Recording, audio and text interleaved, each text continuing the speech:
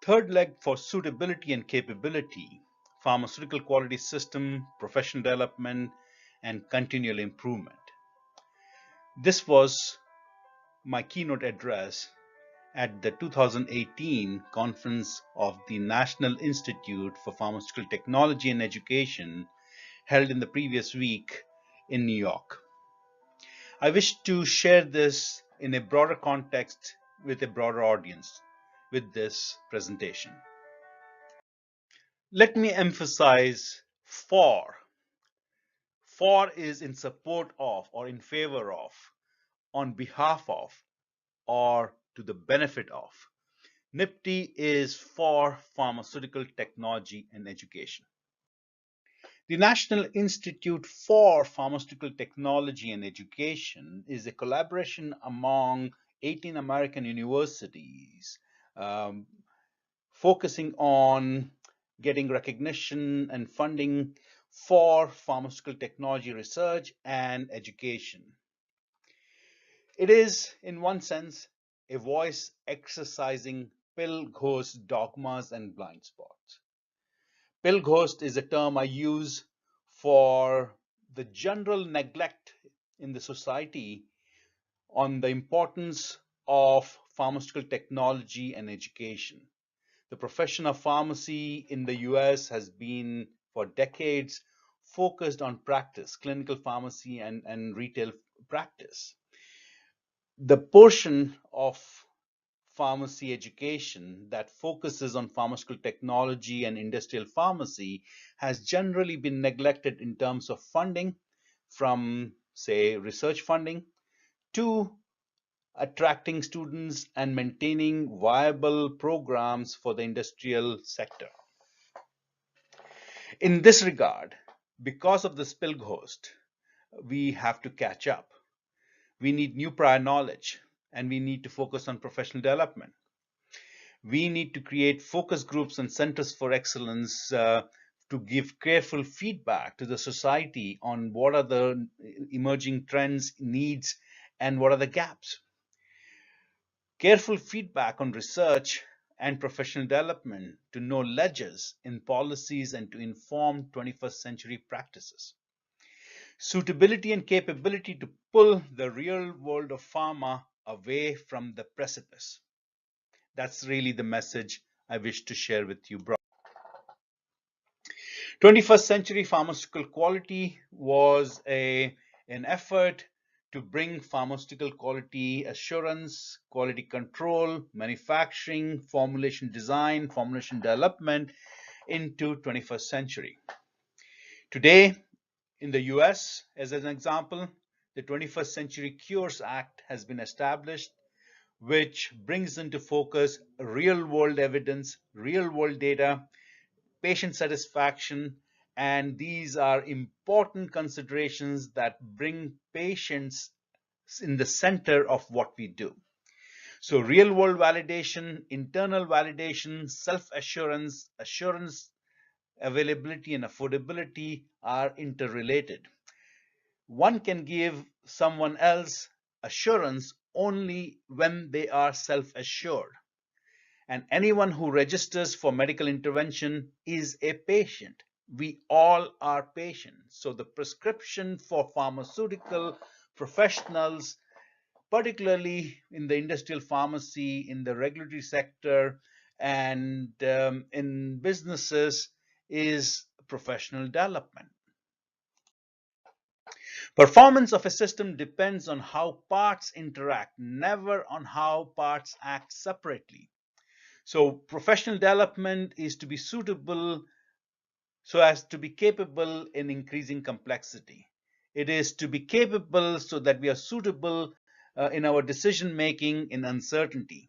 It is about careful propensities and dispositions. It is about internal and external validation, self-assurance to assurance, stable and capable processes, quality by design, and quality system are essential parts of pharmaceutical professional pull system to come into 21st century. Answer to why questions are called explanations, which are outside the system, never inside it. within the system, we forget to ask why often. And I think we only ask why when we are in trouble, when we are having an out of specification result, when we have GMP violations or deviations. Asking why throughout our uh, product development, throughout the review process is equally important. A system is a product of interaction of its part. And quality by design is, in a sense, a methodology which is outlined in part in ICHQ 8 and also, I think, more elaborated in FDA's Process Analytical Technology Guidance in 2004 and Process Validation Guideline, which came out in 2011, aim at assuring stability and capability of our manufacturing processes. And the system is intended, particularly as defined in ICHQ 10, to take a life cycle approach to bring in management responsibility to focus on prevention of errors. Pharmaceutical professionals' explanation, I think, should be anyone who registers for medical intervention is labeled patient. We all are patient. I think in this sense, system that we have assumes competence. The entire regulatory system under ICH, under each regulatory authority, assumes competence of people who are working within the sector. For example, in the US, the 21 CFR 211.25 points to education, training, and experience of those who work under GMP. Clearly, on the medical side, we have licensing procedures. So clearly we have competence within the system, but we have not defined consensus standards of what is adequate education, training, and experience. And we go forward with globalization in the interest of economic growth, ignoring the differences in economic development. Economic development deals with Human Development Index, and this is a blind spot. So technology for stable and capable pharmaceutical processing has been available for decades. Dogmas and unverified assumptions have been socialized, and we operate under don't use and don't tell mindset. And this is unacceptable. The phrase don't use and don't tell came out in a dramatic fashion at a meeting that was held on 16th November 2001 at the highest level at the US FDA, the FDA Science Board. The title of that meeting was Emerging Science Issues in Pharmaceutical Manufacturing. The don't use scenario is industry is hesitant to use new technology because of regulatory delays, or fear of regulatory delays, a fear of duplication, and a concern of raising the bar unnecessarily. And don't tell scenario is industry needs the new technology to control the complex dosage forms and manufacturing processes of the 21st century or even the 20th century, but it has to give the regulators the same old compendial test because the regulators don't understand new technology. And hence, in part, this contributes to the little secret that pharmaceutical industry has. Its manufacturing lags behind those of potato chips and laundry soap makers. Unverified assumptions of competence, I believe, is the little secret. Inability to recognize suitable and capable in practice of one size fits all is the norm. It is Procrustean. It is the lowest order of consciousness that I can think of. Knowing that gaps exist in knowledge needed, ability to adapt to complexity is capability, to be self-assured in uncertainty, to take actions, to confront dogma is suitability. We need across the globe one voice, a timber and consistency of one quality voice to resonate with voices of patients. Broken or incomplete or blocked feedback channels, like in atherosclerosis, our hearts are diseased in this sense. So we don't have timely, adequate, non-contradictory feedback coming from the real world that often are necessary to improve ourselves, to improve our processes, and hence our system has been built on defaults. For example, the scale up and post approval changes defaults, 10x. Where did that 10x come from? What is the science behind that? None. And we play a game called Kabaddi instead of doing quality by design. Why Kabaddi? Wherever I go, everybody says QBD, QBD, QBD. It sounds to me like Kabaddi. So, out of specification, warning letters, root cause, continue, repeat. Our materials, measurement, and process suitability and capability remains in question. That means the suitability and capability of our people is often to be blamed. But that means we have to increase our order of consciousness, increase our systems orientation, increase our appreciation for a system, and systems thinking is a higher order of consciousness. You have to be self-authored in every job that you have, at every level of the organization you are working in, to appreciate a system in your small corner of the world. Management, leaders really have to have the big picture understanding. They have to be at a higher order of consciousness. And that is something that we have to work together on. There are many, many examples of dogmas and assumptions. And there's variable assumptions. We approve a drug, not a drug product. We have been making pills for thousands of years. Why need development report? No new knowledge and technology needed. SOP training is sufficient. Why support academic programs? That's the pill ghost that I talked to you about. Excipients are inactive ingredients. Bioequivalence is pivotal. USP monographs sufficient prior knowledge. Compendial monographs required and sufficient for batch release testing. Verification criteria for compendial tests, particularly for physical attributes, ensure their stability and capability in QC lab. Have you ever checked that? Process validation ensures processes are stable and capable. FDA's 2011 process validation guideline is too difficult to implement. SUPAC defaults are justified knowledge. Recalls, warning letters, and import alerts cause no adverse effects on patients, especially in the 21st century with social media. Placebo and nocebo effects accounted during clinical trials are irrelevant in the real world. Oh, really? So, what is the gap between what we know and what we can implement? We will never solve the problems tomorrow with the same order of consciousness we are using to create problems of today.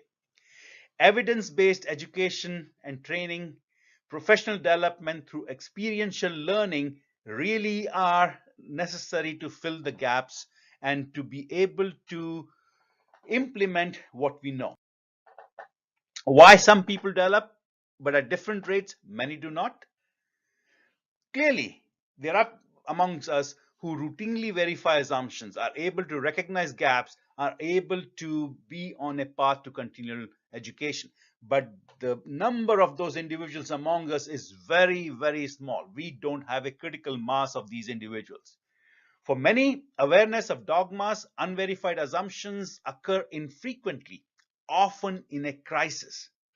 Such recurring experiences in an unresponsive environment forces adoption of uncaring propensities and dispositions.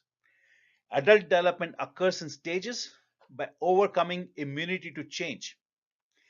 Recognizing this knowledge provides an opportunity to consider design of solutions we need to implement in the 21st century. Professional development is to go beyond traditional education and training, to be self-authored in what we know and how we know it, to be self-transforming in filling gaps between what we know and what we can implement, feel the need and know the ways to leverage our collective experiential learning, understand the context of our abstract nouns. Quality, assurance, adherence, all are abstract nouns searching for a context. This is increasing order of consciousness. The stages of adult human development, according to Professor Keegan's constructive development theory, are impulse control. That's when we are growing up. We are still 9, 10 years old. Imperialist, that's Procrustean. Third order is being socialized. Fourth order being self-authored and being self-transforming. Self-authored mind is when we start to have internal validation. We are not seeking validation in the external world. We know what quality is. We own quality. And that's the stage when systems orientations, appreciation for system begins. Psychology of change is overcoming immunity to change.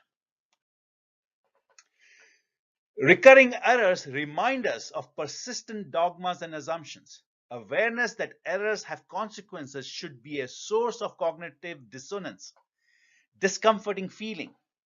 It should invoke a yearning to change attitudes, beliefs, and behaviors. Persistent dissonance, unfortunately, in an unresponsive system, normalizes uncaring propensities and dispositions. Responsibility for system responsiveness is a stage in adult professional development. The consequence of errors can be dire, but often difficult to detect and only apparent in hindsight, hence not experienced.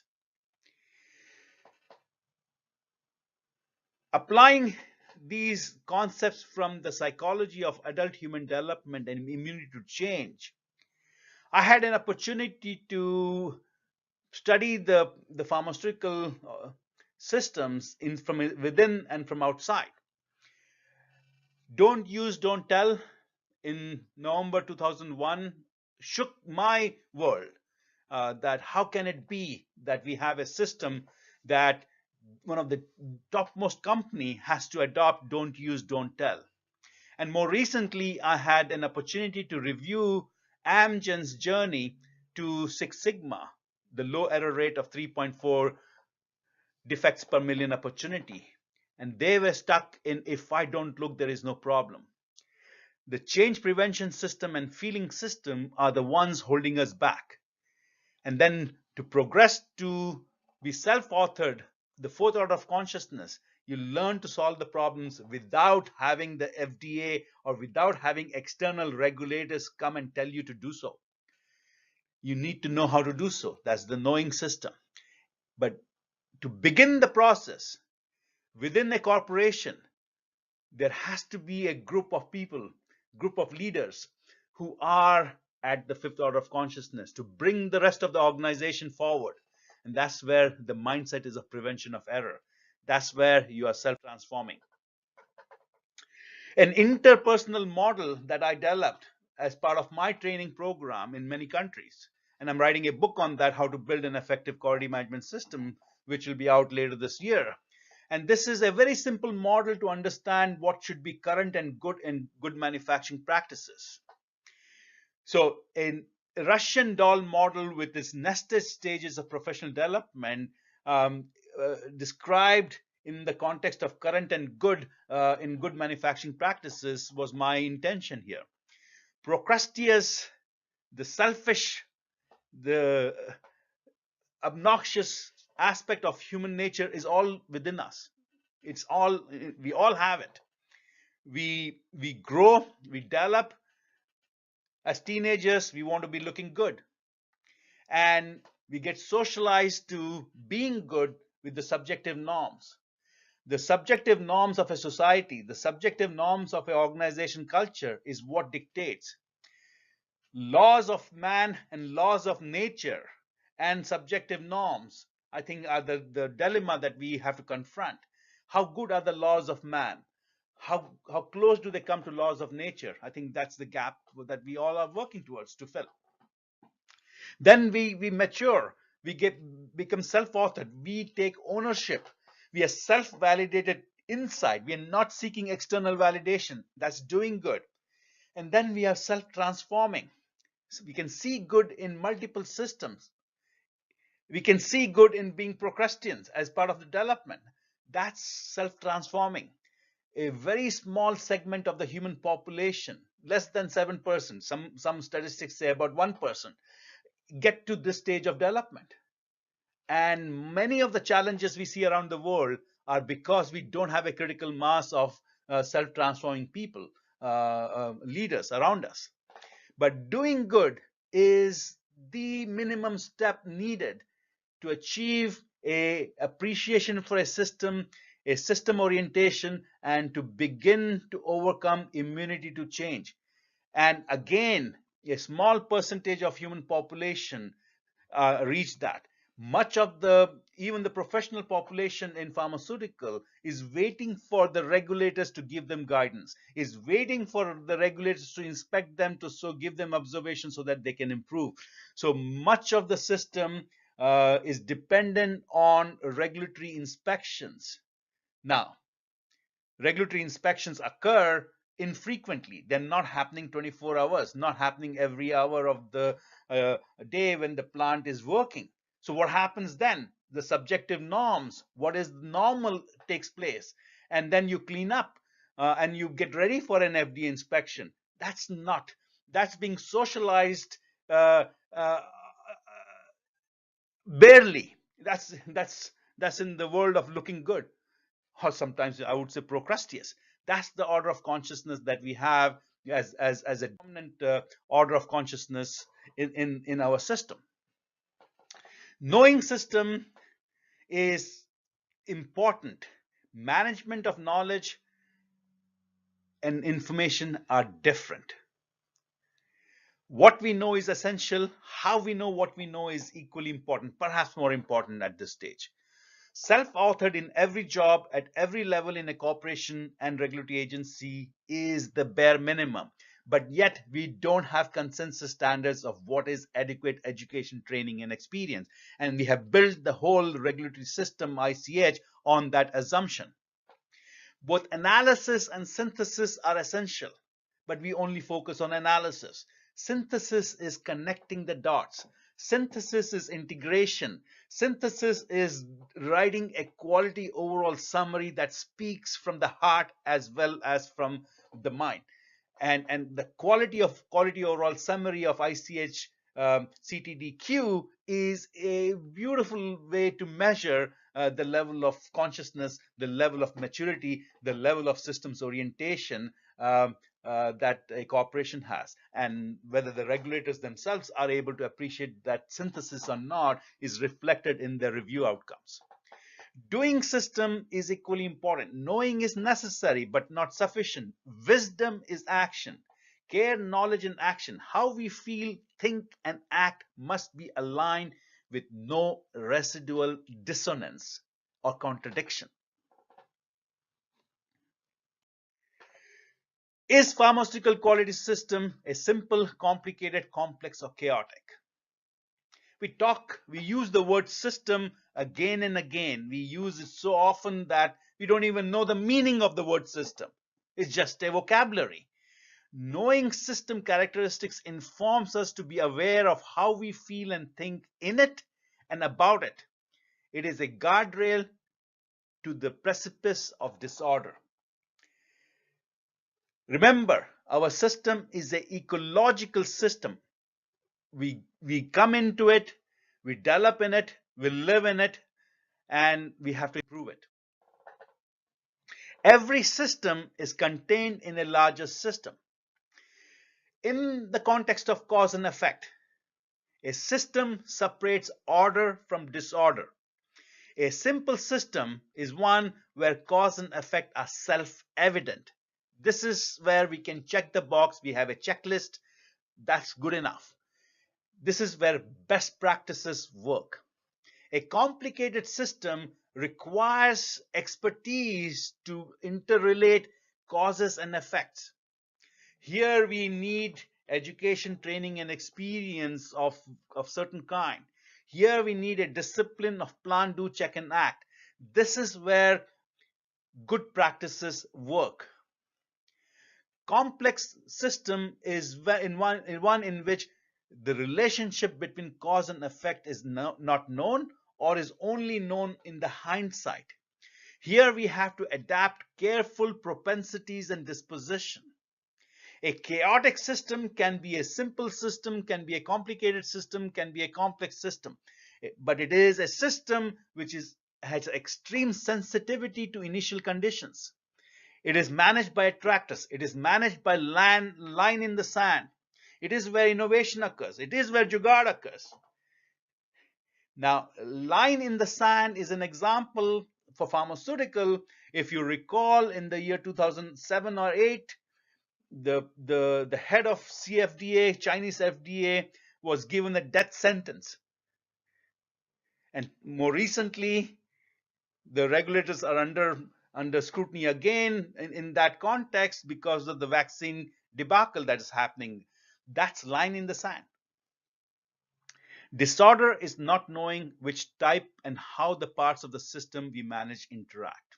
So remember, chaotic is a system. Chaos is not disorder. Disorder is what separates simple, complicated, complex, and chaotic system. That shaded diamond is disorder. Simple system is the domain of best practice. Complicated system, which is what we assume our pharmaceutical quality system to be, is a domain of experts. Complex systems is a domain of emergence. Chaotic system is innovation on a good side. It is a rapid response on other side, but it is managed through attractors. What is an attractor? Attractor is where free individuals come together because they like something. The societal way of managing a chaotic system is a line in the sand. So in the context of pharmaceutical quality, when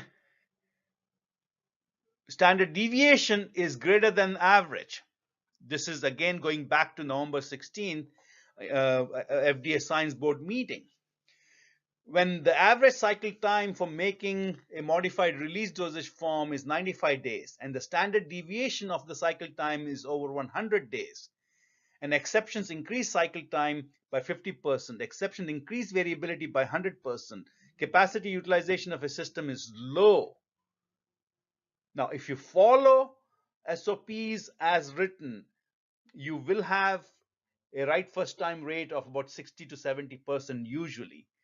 But when nobody's looking, why bother to follow the SOPs? You can make up the data and you can be Six Sigma without doing any work. That's what has happened in many places. So when sigma is greater than mu, that suggests the system is very sensitive to starting condition. You are in a chaotic system and you're assuming to be in a simple or a ordered complicated system. You're not. To avoid cognitive dissonance, don't measure sigma. That has been our escape.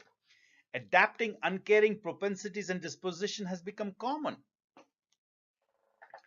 So the generic drug scandal, I believe the legal opinion that came about from that, particularly with respect to out of specification investigations and the limits on and the interpretation of the compendial standards, I think created a mindset which does not provide comfort to measure standard deviations or variance in a robust manner. We stay with the 6 tablets for dissolution or the 10 tablets or 30 tablets, and we work within that small sample size so that we don't have to worry about robust estimates of sigma.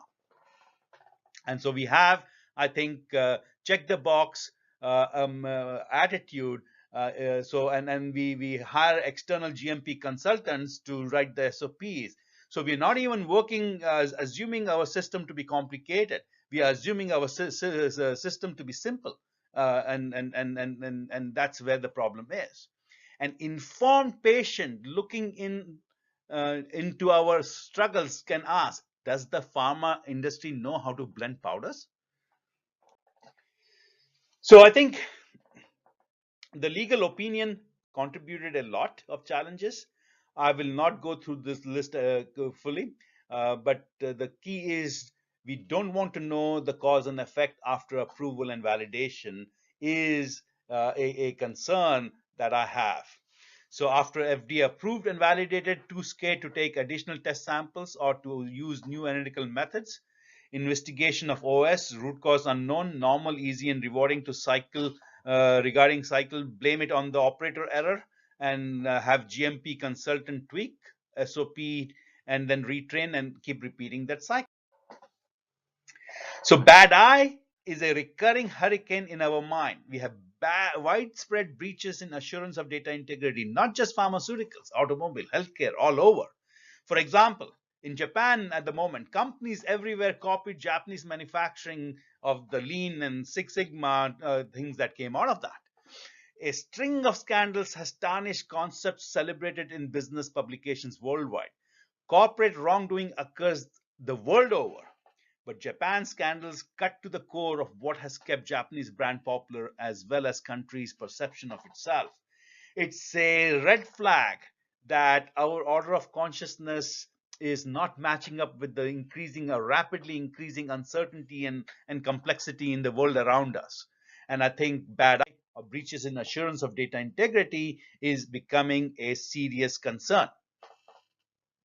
So more recently, the US FDA in 2005 stepped back and sought to create one quality voice. What made the difference? One is data integrity warning letters. But at the same time, FDA was open enough to say FDA has no formal means for quality surveillance. FDA has only limited information about current state of pharmaceutical quality. Now, the leading regulators saying that says a lot. And I think we have to pause, reflect, and I wish you to reflect on the state of professional development. And how big is the professional development gap? I believe it is an elephant we don't see. The current regulatory system is founded on the assumption of adequate education, training, and experience. Yet there are no consensus standards to assess education, training, and professional development competencies of the regulators and of industry professionals. This is a blind spot. Globalization and international harmonization was primarily driven by economic growth, GDP, discounting economic development, human development index, assuming adequate competencies all across the global supply chain. Today, pharmaceutical supply chain is distributed across developed and developing economies. About 40% of the US supply is imported from India and about 90% of APIs from China. Today, adequacy of professional development in developed economies is an open question. What do you expect in developing economies? The US generic drug development and regulatory system functions at only about 40% efficiencies. Yet, we have a record-setting number of ANDAs approved in 2017. Is this a reason to celebrate? Now, according to the FDA statistics itself, about 50% of approved generic applications are not marketed or marketed sporadically or marketed after a long time. 10% of the approved brand products don't even have an ANDA application. And only about 40% of the products approved, generic products approved, are marketed. And many of them are under GMP challenges. The journey ahead for many companies is going from 666 to 2 Sigma to 6 Sigma. 666 is what FDA can see when they inspect when you have breaches in assurance of data integrity. So today, affordability of medicines in the US is a major challenge. Availability of generics is a challenge. So this cartoon says it all. I'm going to prescribe a generic placebo. It's much less expensive. Placebo effects have been exploding in the US. One, the US generic drug market in chaos, Indian upstarts rise. Two, generic pill color changes may affect medication adherence rate. Three, fed up with drug companies, hospitals decide to start their own. The drug shortage situation has been so paramount that many hospitals are starting their own manufacturing programs. Suffocating silence, preventing us from questioning the rot in the system. FDA moves to increase generic competition. Continuous manufacturing has a strong impact on drug quality, FDA. And then you have breaches in assurance of data integrity warning letters. And the ninth item are the people, the owners, the managers, and the people in the front line. Number nine, when you look at number nine from the perspective of put yourself and stand in where the FDA logo is, that nine looks like six. So you have a journey from 666 to 2 sigma to 6 sigma. Continuous manufacturing clearly is an opportunity which I supported during the PAT initiative, and it feels good to promote it. But it is only a part of the overall system. To progress with care, let us appreciate system and account for order of consciousness that we have. Without the burden of breaches in assurance of data integrity, it took Amgen about 10 years to get to Six Sigma. And the Six Sigma I'm talking about is not the methodology, which is commonly known as. It is the 3.4 defects per million opportunity for every CQAs, every critical quality attributes, every critical process parameters for manufacturing process, for analytical methods, and every aspect. Anything that needed an investigation is an error or a mistake. And to avoid that to such a low level, Amgen invested its effort, and it took them 10 years to do that. Why 10 years for Amgen? The roadmap to suitability and capability, we can use as an example ICH Q8, Q9, Q10, FDA process validation guideline, ICH Q7, ICH Q6A, they have existed for years. ICH Q10 is the interconnection between the two.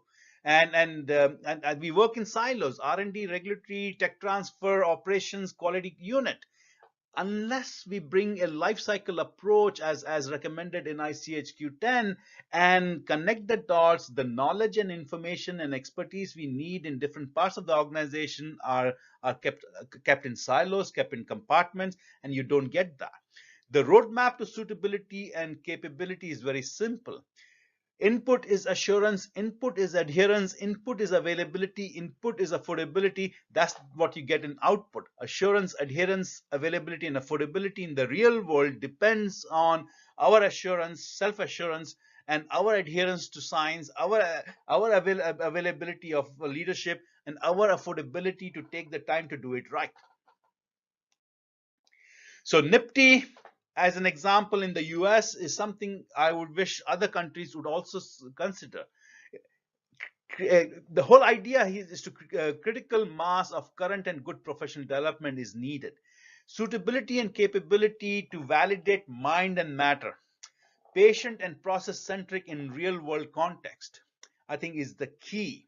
Remember, the time pressures for filing remain. The business model is file first and figure it out later. No, that doesn't work. Filing first and getting to market first is clearly a competitive advantage. We need to maintain that. But to maintain that in the right way, we need quality by design. We need quality by design, which is connected to the patient and being patient-centric, patient failure modes, as well as ensuring suitability and capability of manufacturing processes. Not leave manufacturing processes as a afterthought. And clearly, I think we need to achieve this. We need to focus on professional development. Within our organization, we have been focused on increasing suitability and capability for several years. And there's some programs like New Prior Knowledge to address the gap in knowledge that exists in our literature, in the regulatory submissions, in the compendia, and to allow the generics to be able to understand the patient-related failure modes, understand all aspects of process-related failure modes, and have the knowledge so that they don't spend too much time in research and use too much of API, which is often not available. Why not have centralized way to develop new prior knowledge for future generic drug products? And that's what we are working on. There are many related projects that we are working on, but one particular one is a program on professional development, a quality by design professional development certification program. You will hear later about it in the coming weeks. NIPT's One Voice, how can we strengthen its timber and consistency, was my question to the faculty members and to NIPT broadly. Why do I care the National Institute for Pharmaceutical Technology have a voice? Why NIPT can change the world for the better? How can NIPT contribute, has contributed lately? And what funding can NIPT provide for my research?